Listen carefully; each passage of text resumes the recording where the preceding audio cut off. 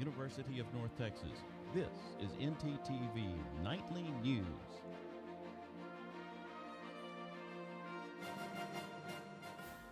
Let's head back to Austin at Love Field for his special interview. Wait a minute, Austin, you look a little different. What's going on? Believe it or not, guys, that 7-foot-tall robot isn't actually me.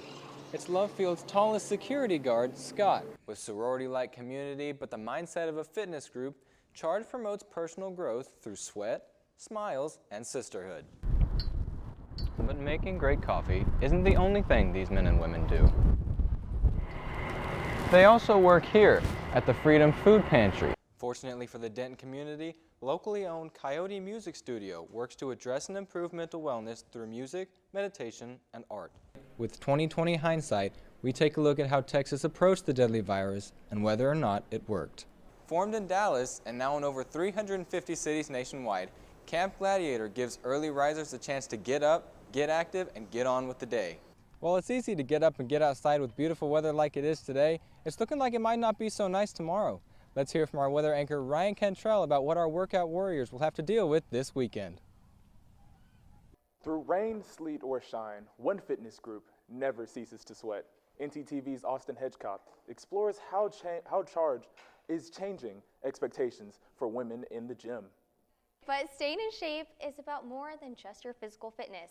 NTTV's Austin Hedgcoth has one way you can take care of your mental health right here in Denton. In the 24/7 world we live in, simple schedules are a thing of the past. And one state with a unique approach to the pandemic has been Texas. Tonight, NTTV's Austin Hedgcoth explores that unconventional response to a global pandemic 2 years in. Thanks, Austin. I think I might have to check that one out. Unfortunately, I can't check that one out, but I am hoping that our sports anchor, Armando Berry, has something a little more up my alley.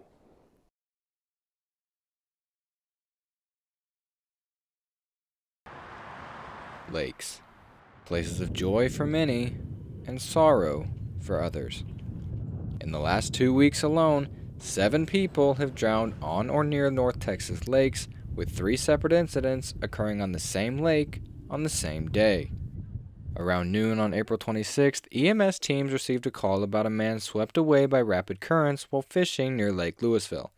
Just hours later, teams were called to search for a woman reported missing near Little Elm Park beachfront, and right before dark, dive teams recovered a 3rd person near Louisville Lake Park. All 3 drownings resulted in fatalities.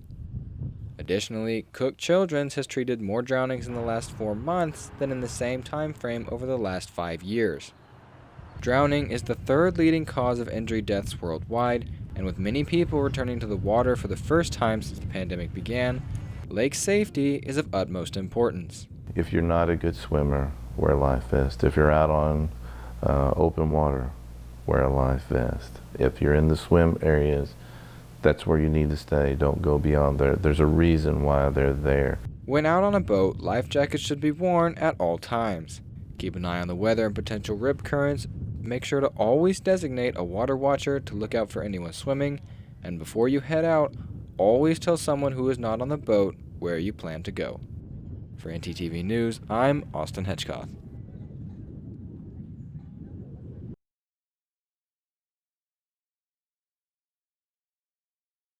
Five months ago, Texas Governor Greg Abbott announced a plan to change the way public school libraries operate. Parents and school boards wanted more control over what books are added to or removed from school libraries, and Abbott assured them that they would get it. Last week, the Texas Education Agency released a new set of guidelines that make good on the governor's promise. And yet, the response across the state has been mixed. We have to protect our First Amendment and the very foundation of the principle of intellectual freedom, which is that people have the ability to choose for themselves what's important to them. Supporters of the new policy believe it will help to keep inappropriate material out of school libraries, but many parents worry this is about something else entirely. Silence. Unfortunately, that's my fear, is that it's silencing marginalized voices that have historically not had a seat at the table at all.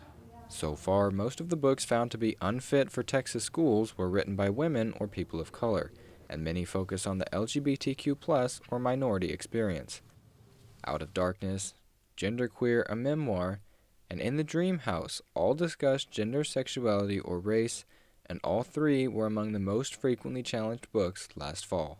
It's really important to have diverse perspectives about race and racism, sexual orientation, gender identity available for anyone. While districts are not required to use the new standards, the TEA highly encourages schools statewide to remodel their policies around the new guidelines. A spokesperson for Louisville ISD told me that at this time they will not be using the new policy, while Denton ISD declined to comment. For NTTV News, I'm Austin Hedgcoth.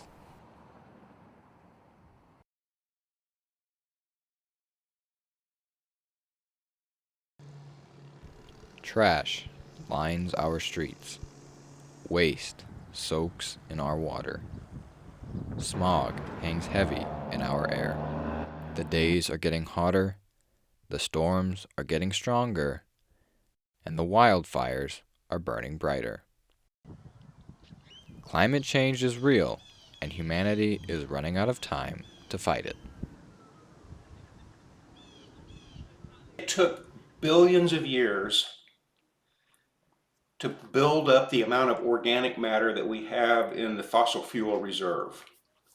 And it's taken us a blink of an eye in comparison of releasing that amount of carbon back into the atmosphere.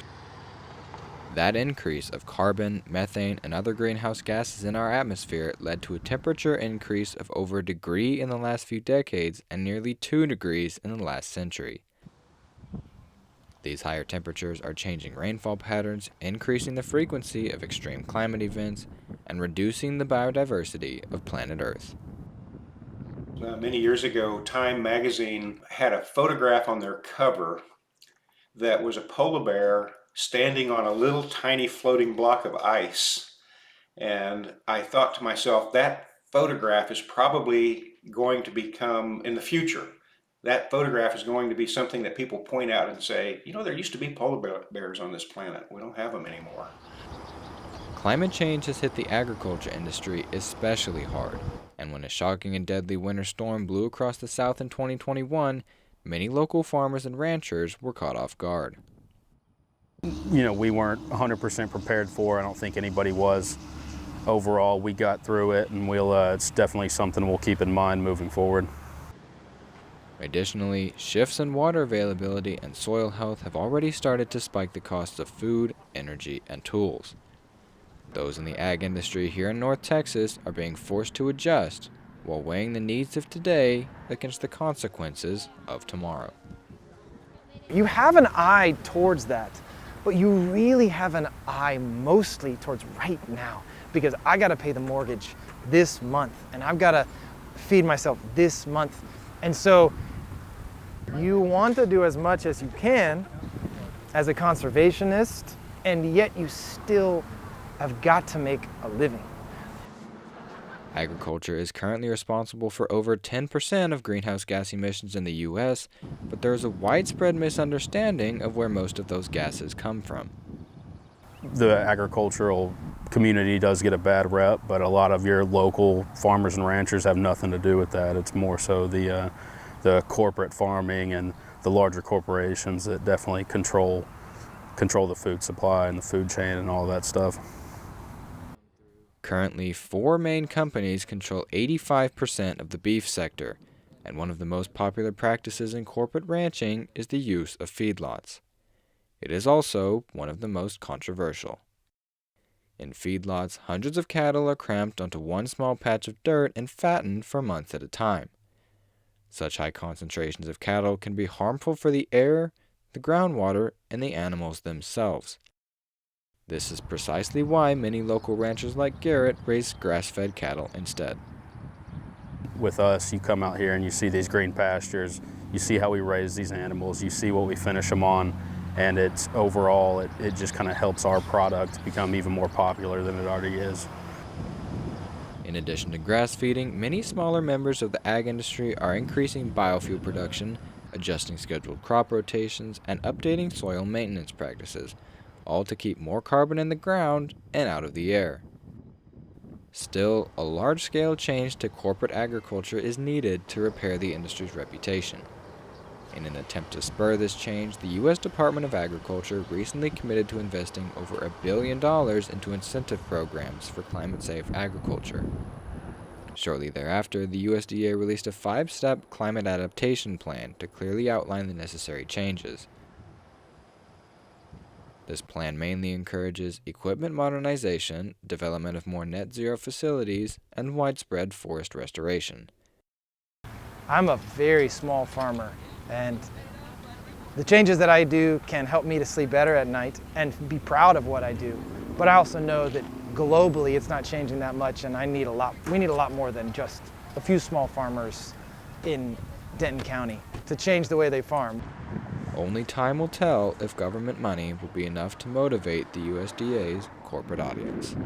In the meantime, environmental experts encourage everyone else to make their impact during election season.